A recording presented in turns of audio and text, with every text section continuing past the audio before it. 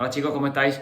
Mirad, hoy toca dar un poco de relieve terrestre, ¿vale? Estamos viendo la unidad 2 y vamos a ver lo que es ese relieve terrestre, cómo se han formado todas las unidades de relieve, qué diferentes unidades de relieve tenemos, cómo es la Tierra por dentro, por fuera. Vamos, ya sabéis que esto es apasionante, estamos dentro de la geografía descriptiva y estamos analizando cómo es la Tierra, cómo se hizo, ya sabemos dónde está situada, que eso lo vimos en el tema anterior, en el planeta Tierra, y dónde está en el universo, y ahora vamos a ver ya cómo es la Tierra y por qué está formada, ¿de acuerdo? Bien, vamos a ver, vamos a empezar desde el centro de la Tierra hacia afuera. ¿Por qué? Porque tenemos que ver qué hay en el interior de la Tierra. Mira, hace miles de años, miles y miles de millones de años, cuando la Tierra se formó, es decir, cuando se produjo esa explosión, el Big Bang, y se formaron los planetas, se formó el universo, se formó todo, bueno, pues la Tierra ya sabéis que era una bola de fuego.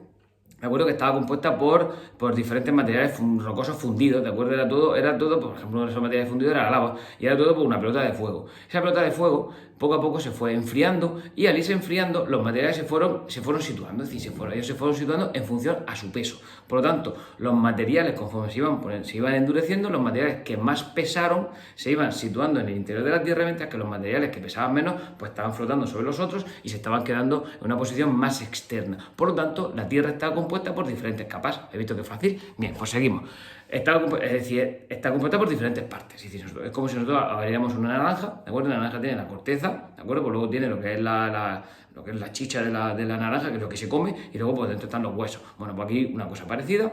Y aquí tenemos tres capas distintas, que tenemos la corteza, el manto y el núcleo. Y cada una de esas capas está compuesta por diferentes materiales y tiene unas diferentes características. Empezamos por la corteza, que es la capa más superficial. Es decir, vosotros cuando estamos pisando el suelo, vosotros, y yo también, porque si los que no pisan el suelo son los que levitan, bueno, pues nosotros pisamos el suelo y eso es la corteza terrestre, ¿de acuerdo? Esa corteza terrestre es la capa más externa y es la que tiene contacto con nosotros. Esa capa aproximadamente, ya sabéis que se encuentra en estado sólido, y esa capa aproximadamente representa el 1% del total de la estructura de la Tierra. Es decir, es súper fina en relación a todo lo demás que hay, es decir, el resto es el 99%, porque todos sabemos restar, ¿vale? Bien, esta corteza terrestre se divide en dos tipos de corteza. Tenemos la corteza continental, que es la que nosotros estamos viendo, y luego tenemos la corteza oceánica, que es la corteza que está debajo de los océanos, que ya sabéis que os he explicado que los océanos simplemente todo es parte de la corteza terrestre. Lo que pasa es que hay unas zonas que están cubiertas por agua, pero todo es corteza.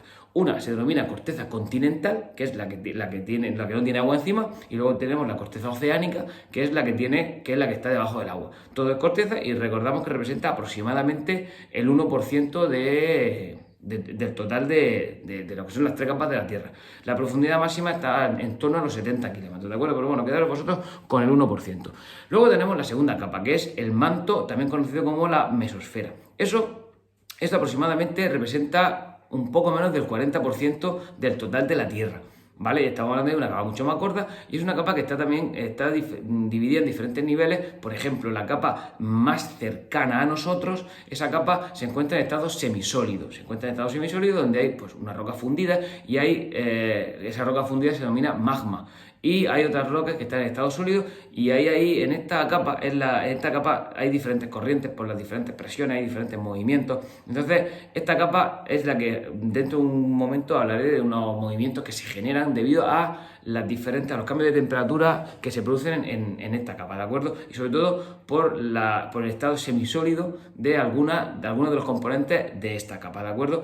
Y luego tenemos lo que es la capa más interna de la Tierra, que es el núcleo, ¿de acuerdo? Ese núcleo supone más del 60% de la visión de la Tierra. Es decir, el 60% de la estructura de la Tierra corresponde con el núcleo, y tenemos dos tipos de núcleo: el núcleo externo, ¿de acuerdo?, y el núcleo interno. Mirad, el núcleo externo aproximadamente hay unos 6.700 grados de temperatura. Ahí hace un calor exagerado, imaginaos, 6.700 grados de temperatura. Flípalo, ¿vale? Y ese núcleo externo, los materiales que hay allí, los materiales que componen este núcleo externo, están fundidos. Mientras que luego hay una parte que si dijéramos el hueso total, el hueso de la Tierra, el hueso está en estado sólido porque los huesos son sólidos. En este caso, el núcleo interno, que se llama, está compuesto por los metales más pesados de todos, que son el hierro y el níquel. Y bueno, pues aproximadamente está a unos 6.370 kilómetros de profundidad máxima, ¿de acuerdo? Ese es el centro de la Tierra, y está en estado sólido, ¿vale? Bueno, allí no hace falta que vayamos porque hace un calor tremendísimo y allí no se nos ha perdido nada. Recordamos: corteza, manto, núcleo. ¿De acuerdo? Bien, nosotros la corteza es la que estamos pisando, el manto es la siguiente y luego, por lo tanto, y luego más más hacia adentro tenemos el núcleo dividido en dos partes. Vamos a ver. Vamos a ver ahora otra cosa muy interesante, que es el movimiento de las placas tectónicas. Y diréis vosotros, ¿qué son las placas tectónicas? Pues mirad, vamos a complicar un poquito más la cosa y si hay una capa que se llama la corteza y una capa que se llama el manto, bueno, pues si cogemos la corteza entera y la capa más superficial del manto, creamos otra capa que la denominamos la litosfera. ¿Y por qué esa capa la cogemos y la juntamos? Porque esa parte superior del manto y la corteza están unidas en unas placas gigantes que se denominan placas tectónicas, que es como si nosotros cogiéramos un puzzle. Nosotros tenemos un puzzle y ese puzzle se compone de parte de la corteza y parte del manto, el manto superior, y es un puzzle, es una capa sólida, ¿de acuerdo? Pero que está rajada, está gritada, es un puzzle. Y ese puzzle está compuesto por 16 piezas grandes, y dentro de esas 16 piezas grandes, que son las 16 placas tectónicas principales, tenemos 42 placas tectónicas pequeñitas que son secundarias, que hacen nuestro puzzle gigante. Imagina que tenemos un puzzle con 16 piezas, y esas 16 piezas gigantes al mismo tiempo están subdivididas en total en 42 piezas. ¿Qué ocurre con eso? Que esta parte de la litosfera está apoyada en el manto. Es decir, incluso la parte de abajo de la litosfera pertenece al manto. Bueno, pues está apoyada en el manto y como os he dicho ahora, y ya lo sabéis perfectamente porque sois listísimos, ese manto, os he dicho que tiene materiales semisólidos y otros que están en estado fluido, ¿vale? Entonces, ¿qué ocurre? Están fundidos, perdón. ¿Qué ocurre? Que pues es como si nosotros estuviéramos en una piscina, nosotros nos tiramos con una tabla de surf en una piscina y nosotros somos la tabla de surf, es la litosfera, ¿de acuerdo? Pues ponemos diferentes tablas de surf y llenamos toda la piscina, pero claro, en lo de abajo que hay es agua. Entonces, claro, si tú tocas una de estas tablas de surf, se mueve. Entonces, ¿qué ocurre? ¿Qué ocurre? Que se mueven, chocan, se van desplazando poco a poco y ese desplazamiento, hay un desplazamiento lento pero muy constante, es lo que nosotros denominamos la deriva continental. Es decir, que todo no está parado y hay una pequeña, pues eso, una deriva continental que va a provocar que los continentes se muevan. Y ese movimiento de los continentes y ese movimiento de las placas tectónicas, ya veremos justo al final del tema cómo va a provocar, por ejemplo, los terremotos, va a provocar las erupciones volcánicas. ¿Por qué? Porque estas placas están en constante movimiento, por eso, porque están sobre materiales fluidos y ellas son sólidas, por lo tanto, se mueven. ¿De acuerdo? Bien, vamos a ver. Seguimos avanzando y una vez que sabemos cómo es el interior de la Tierra y cómo es la tectónica de placas y la deriva de los continentes, cómo se formaban las montañas. Sí, porque nosotros ahora mismo miro el horizonte, bueno, yo miro el horizonte y veo la pared, pero yo miro el horizonte por la ventana y estoy viendo que la superficie de la Tierra no es llana ni uniforme, pues sino que tiene montañas, que tiene valles, que tiene ríos, que tiene depresiones, que hay, si fuera totalmente recta, qué aburrimiento de corteza terrestre. Sí, entonces, como tiene diferentes unidades de relieve, pues vamos a ver cómo se formaron. Mira, ¿cómo se formaron? Pues muy sencillo. Se formaron cuando eso se llama las placas tectónicas, es decir, estaban en constante movimiento, están en constante movimiento y estaban en constante movimiento. Pues imaginaos cuando esa Tierra se estaba enfriando y las placas tectónicas no paraban de moverse, que son muy cansinas, siempre están moviéndose, pues llega un momento que chocaban, ¿de acuerdo? Y cuando chocaban, pues ¿qué ocurre? Que si el material que estaba encima estaba todavía hablando, es como si tú tienes barro. Entonces, si tú tienes barro, tú coges el barro, lo chocas, lo mueves, entonces se desplaza hacia arriba. Pues entonces, ¿qué ocurría? Pues que salían lo que nosotros conocemos como las unidades del relieve. Es decir, hay veces que el choque era pequeño y salían montañas pequeñas, porque eso se llama un relieve plegado, y hay otras veces que los materiales que estaban encima estaban más endurecidos ya, y el choque de las placas tectónicas era muy fuerte y salía, pues yo que sé, un pedazo de tormo como el Everest, porque ya imaginad el choque que tuvo que haber en la placa euroasiática para que saliese el pedazo de bicho. Por lo tanto, estamos hablando de que esas fuerzas, que se denominan fuerzas orogénicas, son las que formaron el relieve. Es decir, el choque de las placas modeló o formó el relieve que nosotros estamos viendo en las diferentes formas del relieve que vemos ahora. ¿De acuerdo? Eso en cuanto a cómo se formaron estas unidades del relieve. Y también tenemos que ver que el relieve que se formó hace, yo que sé, 5.000 millones de años, evidentemente las unidades de relieve no están distribuidas de la misma forma que se formaron en su momento. Me explico. Es decir, si hace 8.000 millones de años surgió el Everest es muy parecido a cómo se formó, pero hay unos agentes externos que modelan el relieve, ¿vale? Es decir, la lluvia, el viento, las diferentes temperaturas, el ser humano, ¿de acuerdo? Eso hace que el relieve poco a poco se vea modificado. Y eso lo vais a entender mucho mejor ahora que os voy a explicar cómo funcionan estos agentes externos que modelan el relieve. Por ejemplo, el primero es el agua. Mirad, el agua es el principal modelador de relieve. Ya sabéis que cuando llueve, pues el agua llueve de arriba hacia abajo, ¿de acuerdo? Y lo que hace es que hay diferentes rocas que poco a poco se van disolviendo por la acción del agua. Es decir, hay rocas que, por ejemplo, la roca, el relieve kárstico, ¿de acuerdo? Ataca a las rocas que tienen partes solubles. Pues entonces, ¿qué hace el agua? Pues el agua toca esas rocas poco a poco, no es que las toque y parece ácido sulfúrico, que lo echa y se hace un agujero, no, sino que poco a poco con el agua va disolviendo esas rocas y va provocando diferentes paisajes. Por ejemplo, ¿cómo se forma una cueva? Pues una cueva se forma por eso, por la disolución de las rocas, por el contacto continuo con el agua, ¿de acuerdo? Entonces, eso da una cueva. Lo que pasa es que nosotros vemos una cueva y decimos, ¡oh, qué bonito! Eso es un relieve kárstico. Pero bueno, pues podríais decirlo, podríais marcaros el farol, decir, vas por ahí paseando por el monte y dices, mira, una cueva, esto es un relieve kárstico, ¿vale? ¿Por qué? Porque hay unas rocas, que es la roca caliza, que hay con unas partes de la roca caliza que se disuelven con el agua. Oye, que de ahí, vamos, genial, sí que os lo aconsejo que lo hagáis. Bien, seguimos. Entonces, esta disolución del agua en el relieve kárstico, ¿qué forma? Pues forma diferentes unidades de relieve, como pueden ser las hoces, como pueden ser los cañones, como pueden ser los desfiladeros, las cuevas, o también conocidas con el nombre de simas, ¿vale? Y por ejemplo, dentro de las cuevas también hay una serie de adornos que están muy bonitos, que son las cosas que cuelgan y las cosas que son una especie de rocas que están colgando, que esas se llaman las estalactitas, ¿de acuerdo? Y luego tenemos las estalagmitas, que son lo mismo, pero que están en el suelo, ¿vale? Bien. Otro relieve que forma el agua, el relieve fluvial. Vamos a ver, vosotros ya sabéis que un río, que es una corriente continua de agua, que pues, va a un lugar alto a un lugar bajo. Entonces, pero mientras que va el curso del río, es decir, el camino que va siguiendo el agua, pues oye, realmente está erosionando la tierra porque está todo el rato pasando por encima y llevándose componentes de esa tierra, transportándolo desde arriba hacia abajo. Bueno, va erosionando el terreno, ¿vale? Es decir, ya sabéis que, por ejemplo, los ríos, el principal unidad de relieve que forman son los valles. Es decir, un río ha formado un valle, ¿pero por qué? Porque el agua del río poco a poco ha ido erosionando el terreno por el que va pasando. Ya sabéis que los valles son mucho más pronunciados en el nacimiento del río, que es cuando el río va a toleche y va bajando muchísimo más rápido, ¿vale? Porque luego ya cuando ya el río va llegando a zonas medias, pues ya va echando el freno, porque oye, está ahí de agua civil y te multa, ¿de acuerdo? Y luego tenemos el relieve glaciar. El relieve glaciar, que son grandes masas de hielo que sobre todo están cerca de los polos, que también se van desplazando, es decir, que son como ríos de hielo los glaciares que se van desplazando y también provocan pues agujeros o unidades de relieve, valles, que son en este caso valles glaciares. Vale, ya sabéis que el agua es el agente modelador más importante de todo y el que más efectos y que más moldea el relieve. Pero también hay otros agentes modeladores que son menos importantes, pero no por ello tenemos que omitirlos, que son, por ejemplo, el viento. Mira, el viento, ¿cómo modela el viento?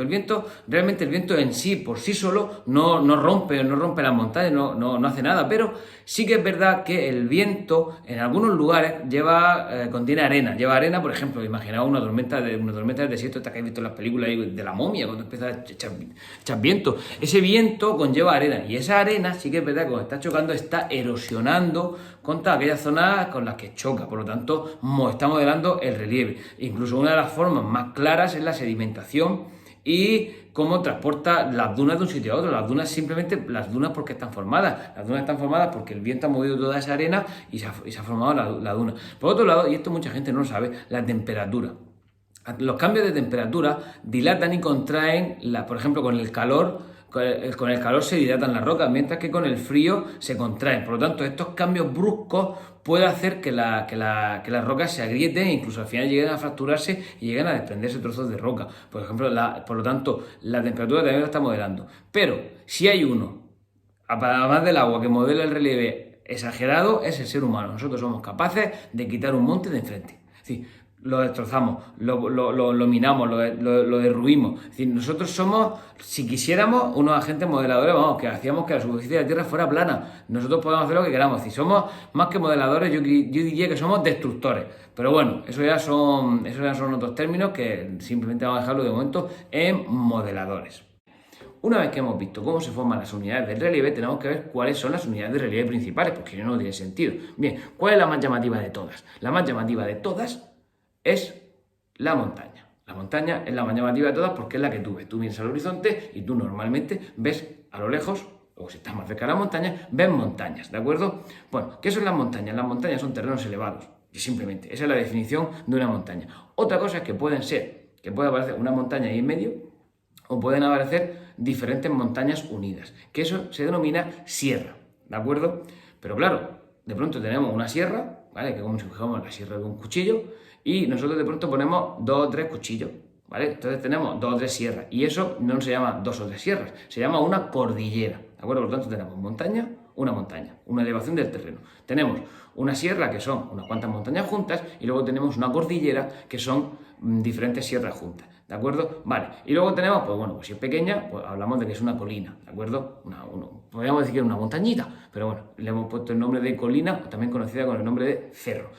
Y luego tenemos lo que son las llanuras. Las llanuras es pues, todo lo que no es la montaña. Las llanuras realmente son unidades de relieve que son llanas, que no tienen ningún tipo de elevación y que están a nivel del mar, ¿vale? ¿Y por qué digo están a nivel del mar? Porque hay otro tipo de unidades de relieve que se llaman las mesetas, que es como su propio nombre indica, es una mesa, es decir, es un terreno llano, pero que está elevado en relación al nivel del mar. Por ejemplo, nosotros tenemos la meseta central, aquí en España, que es un terreno que es llano, pero que está elevado entre una media y unos 500 metros en relación al nivel del mar. Y luego, por último, tenemos lo que son las depresiones. Las depresiones es cuando la tierra está triste, está deprimida, y por eso se llama depresión, porque son zonas que están más hundidas del nivel del mar. Es decir, son zonas interiores que están por debajo del nivel del mar. Son que muchas veces ni se ve, es decir, que tú no, que hoy mira hay un agujero y hoy hay una depresión, no, simplemente son zonas que están más hundidas en relación a eso, lo que he dicho, al nivel del mar.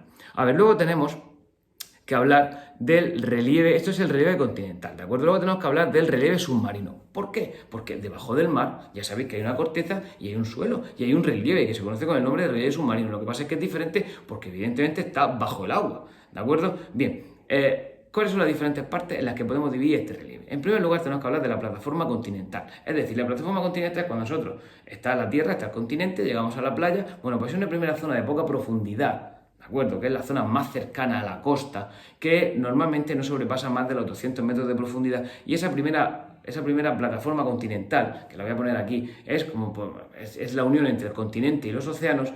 Esa zona es poco profunda y eso, pues no sobrepasa eso, los 200 metros de profundidad. La luz del sol le da bastante bien allí y hay una gran biodiversidad. Por eso es la zona donde hay más peces y donde hay más pesca y todo eso.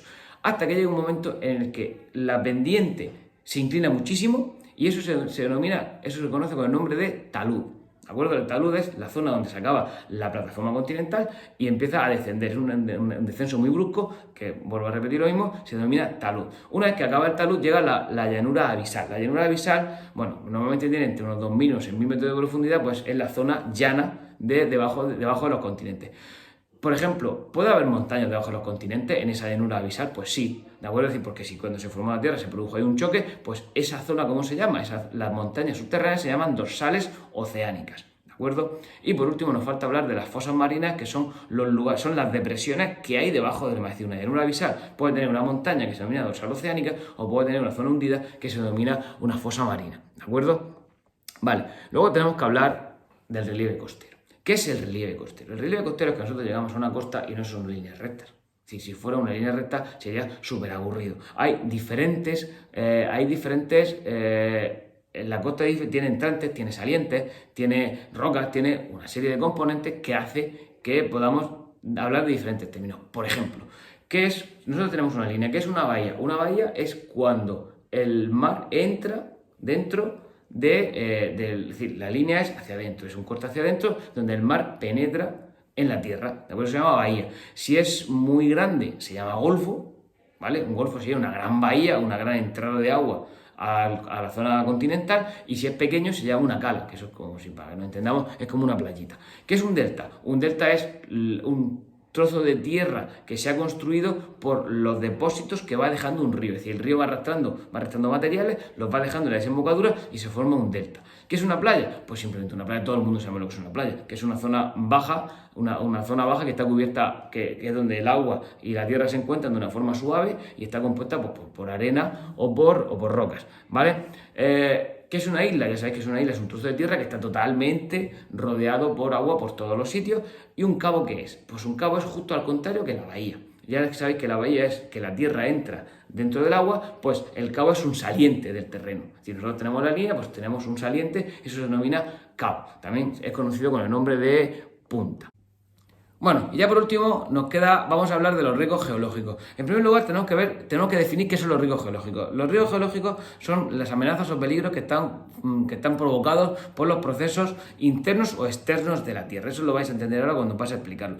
Voy a decir brevemente lo que son los riesgos geológicos provocados por agentes externos de la Tierra, porque hoy no los voy a explicar. Los voy a explicar más adelante en un vídeo cuando haga el tiempo atmosférico, el tiempo y la atmósfera, ¿vale? Los riesgos externos es, por ejemplo, el agua de la lluvia, el viento, la temperatura, es decir, que provoca riesgos tanto para la humanidad como para los edificios, para las construcciones, como para los animales. Por ejemplo, un huracán, un tornado, una lluvia torrencial, el granizo, esos son riesgos geológicos. Hoy me voy a centrar en los riesgos geológicos internos, en los que están provocados por las fuerzas internas de la Tierra, y tenemos que hablar de dos riesgos geológicos provocados por las fuerzas internas, que son los volcanes y que son los maremotos. Los volcanes, que le preguntan a la gente la pobre gente que vivía en Pompeya, que el Vesubio se lo llevó para adelante y sepultó la ciudad de Pompeya, que a nosotros la historia nos ha venido genial porque conocemos la ciudad perfectamente gracias a que estaba sepultada bajo lava y ceniza, pero para ellos no les vino nada bien. Vamos a ver, ¿qué es un volcán? Mira, un volcán ya sabéis que nosotros tenemos que hablar de lo que es la litosfera, que es la litosfera, recordamos que lo explica antes, que son ese puzzle del que se componen las placas tectónicas, o que forman parte de las placas tectónicas, y ese puzzle, esa litosfera, ya sabéis que es una parte del manto también. Bueno, pues la parte que está justo debajo del manto, esa parte tenía las rocas semifundidas, ¿de acuerdo? Y parte de esas rocas, y luego y también había en estado líquido, que es el magma, ¿de acuerdo? Pues llega un momento en que ese magma, por diferentes presiones y por diferentes movimientos internos de la Tierra, intenta salir al exterior. ¿Por dónde sale? Pues sale por las zonas que se llaman las zonas de fractura, ¿de acuerdo? Entonces esas zonas de fractura, que normalmente suelen estar entre las placas tectónicas, ese magma asciende hacia la superficie terrestre por una zona que se llama la chimenea, que os voy a poner como es un volcán por dentro, asciende por la chimenea hacia arriba y cuando llega a la corteza terrestre sale. Una vez que sale el magma a la corteza terrestre, ese magma se denomina lava.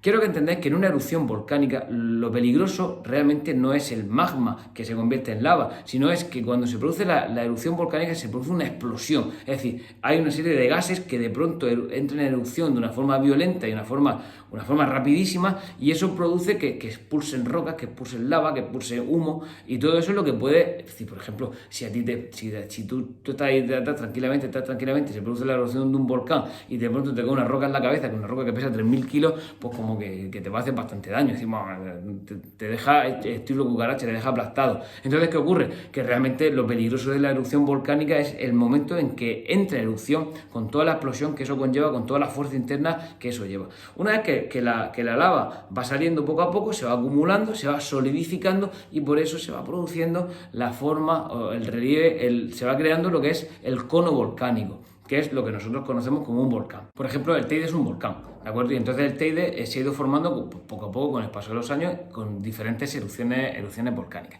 Bueno, eso en cuanto a los volcanes. Y por último tenemos que hablar de los terremotos. ¿Qué son los terremotos? Mira, los terremotos son temblores bruscos que se provocan o que se producen por la vibración o el choque entre diferentes placas tectónicas.